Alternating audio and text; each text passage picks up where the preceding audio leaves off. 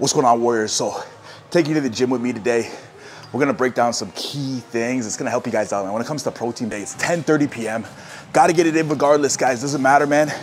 We can make excuses for years or we can get stuff done. So for me, I'm out here at 10:30, a little bit late, but hey, we're gonna get it done and we're gonna get some knowledge. We're gonna drop some knowledge on you guys today. I got you guys, man. Love you guys, appreciate you guys. Hey, if it's your first time on the channel, I help diabetics to control their blood sugars, burn body fat, and build muscle. But if you're not a diabetic, but you like things like supplement reviews, motivation type videos, and food reviews, I do a lot of those as well. So even if you're not a diabetic, smash the subscribe button, hit the bell notification down below, hit that like button too if you guys like this stuff, man. Gonna drop some more of it, just give you guys some good vibes, good energy.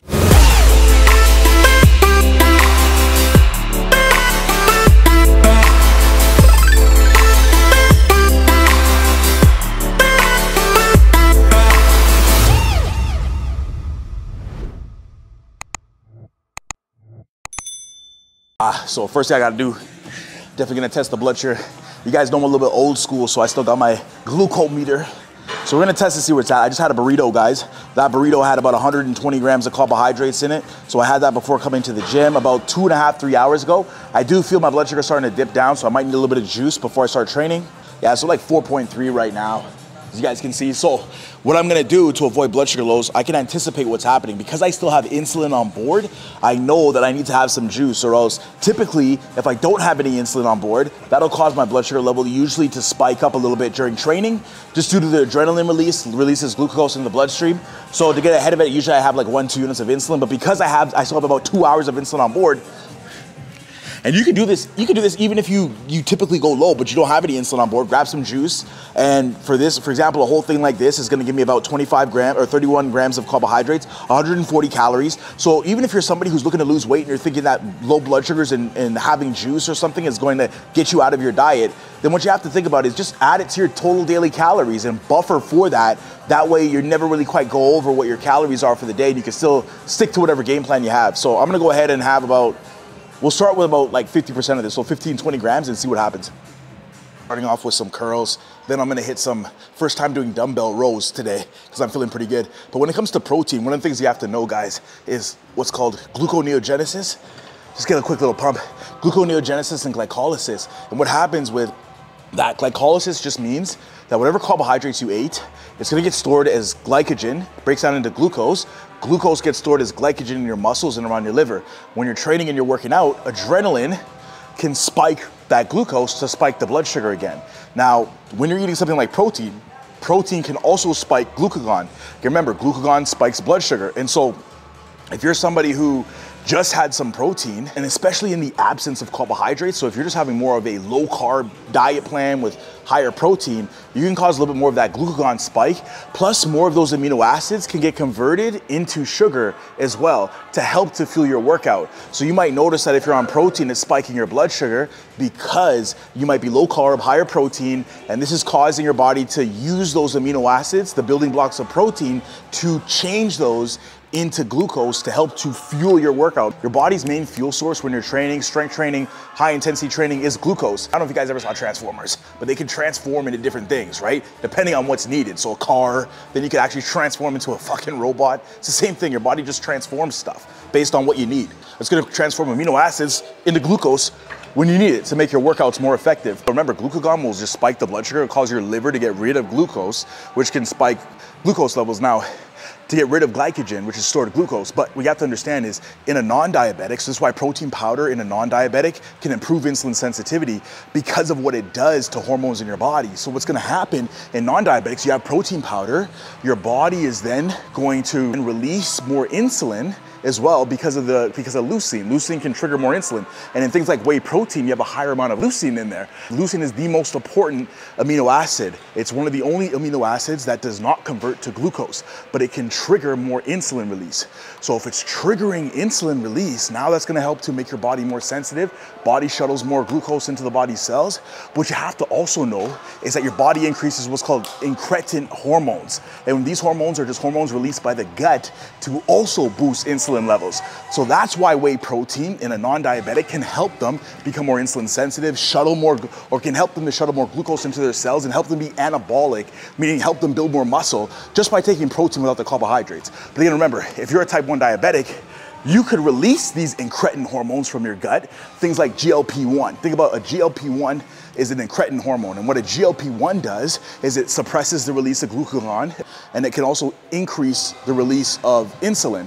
But in us, type 1 diabetics, our body is not increasing insulin at all, and insulin is an extremely anabolic hormone, meaning it helps you to build muscle. We talk about the mTOR pathway I talk about a lot, which is one pathway, but helps your body to increase how much proteins your body makes that are specifically related to repairing damaged muscle. So that's how protein is different for a non-diabetic versus us being type 1 diabetic. So it's important for us, a lot of times, that's why I say to pair the protein with a carbohydrate to try to maximize what you're doing there with insulin as well. Another thing I like to take, guys, is EAAs.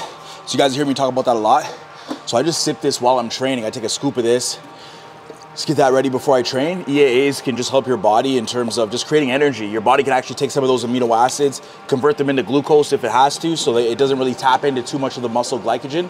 Muscle glycogen, your body needs that to train, right? So if you have more extras on board, it can help you throughout your workout. On top of it too, it can help to preserve muscle because things like aminos, your body can just use that as energy. It's already aminos in your blood. So it just can help with preserving muscle and also building it. Because post-workout, if you still have some aminos floating around, you take some insulin with that, it can shuttle those aminos into your body cells, right? So that's why I really like an EAA, not a BCAA. That's just the lesser version. You guys want to go EAA. Okay, guys, so next workout I'm going to do, just going to end up doing rows, hit my back. I like to combine back with biceps. So we're going to hit some rows, little bicep curls as a drop set. Protein is one of those things, guys, that especially if you're someone in a deficit, if you're not tracking your protein, and things like protein powder can help your body to hit your protein goals for the day. And if you're someone that's less on protein, especially being a type 1 diabetic like myself, then you're gonna have a harder time building muscle because you might be low calorie, you're also probably low carbohydrate, then carbohydrates help to preserve muscle, and then your low protein on top of it becomes a problem for muscle growth. So now all you're doing is breaking down muscle, you never quite build it up. And if you never quite build your muscle up, then you never quite ramp your metabolism enough to burn the body fat that you want. So getting in enough protein, especially through things like protein powder, help your body at the end of the day to preserve muscle, especially in calorie deficits, right? So, there's a study done that actually shows you about 2.3 grams per kilogram of body weight can help your body to maintain and preserve some muscle while you're in that deficit. Now, I think going for 1 gram per pound of body weight in a deficit is really good. And even about 0.8, 0.9, you can still get away with some good stuff. But a lot of people are at like 0.4 or 0.5 grams per pound of body weight, and they're in a low calorie diet, low carb for too long, and it makes it hard for you to ramp things up the way that you want. So that's what we gotta think about protein too to get the edge. And then again, remembering, keep some carbohydrates on board. And if you're a lower carbohydrate, I'd save majority of them for before the workout as a type 1, and after the workout, pairing them with protein to allow your body to do what it has to do. And then the other little bit that you have, try to get your protein in throughout the day, but pair that protein with a little bit of the carbohydrates you have left with your other meals throughout the day if you're spreading those meals out. That way you get the benefits of the insulin with the protein so you can maximize your results.